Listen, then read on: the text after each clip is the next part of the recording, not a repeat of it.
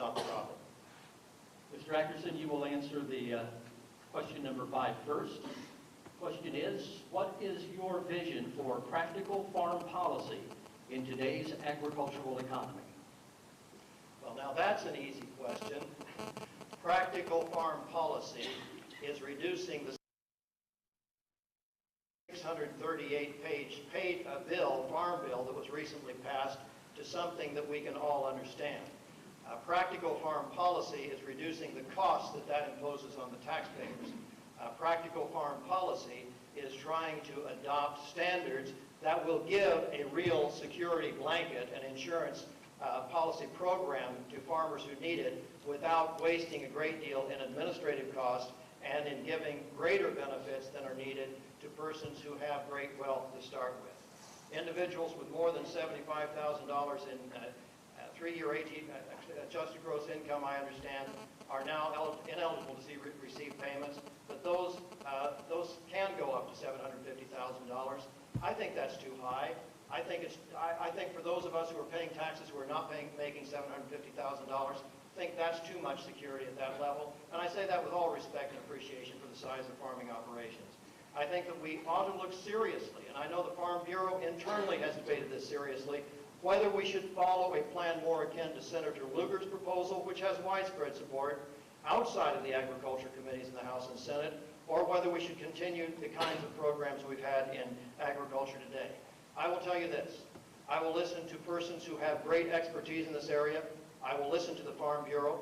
I will listen to John Harden from this community as one of the experts in this area. I will listen carefully, and I will try my best to support and to lead to efforts, not just vote, but to lead to efforts where we have better choices than we had this past year in either approving a farm bill that was too expensive and too burdensome, or else going back to a farm bill that would have even been worse than the 1949 farm bill. We must solve the problems by getting engaged earlier, getting engaged beyond the agriculture committees, listening to people like you with your hands-on in agriculture, and then addressing them in a common sense way. Mr. Booger, you have 2 minutes to respond. This is one of these kind of fun things where I get attacked by being partisan, but I'm a Republican that voted for the farm bill, now you would have voted against. You know? All right, so I get editorialized in Indiana for being a Republican voting for the farm bill. Let me tell you why I voted for the farm bill. Farm bill, America, this isn't just about practical farm policy and how it affects farmers. It also is how it impacts our country. So America needs access, I believe, to an abundant, safe, and reliable and affordable food supply. To achieve this, I supported the recent farm bill because it provides adequate funding for agriculture, for nutrition, and conservation programs, and there's also a renewable fuels section of this bill, along with specialty crops, which helps our farmers here that have tomatoes here in Indiana that I've worked with, along with rural development programs that I worked hand in hand with the last 16 years over 30 counties of this state. Now, right now, there is no appropriations bill for this farm bill.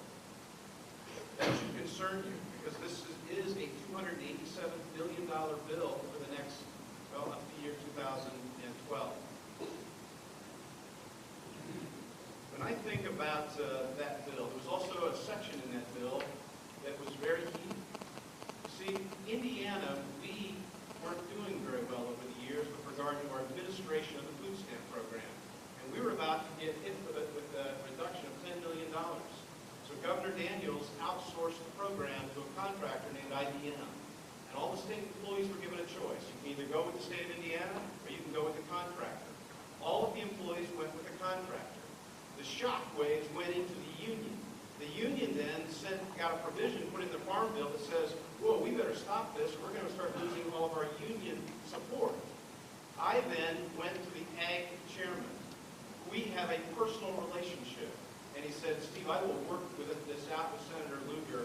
And in the end, Indiana was protected. We were about to get hit with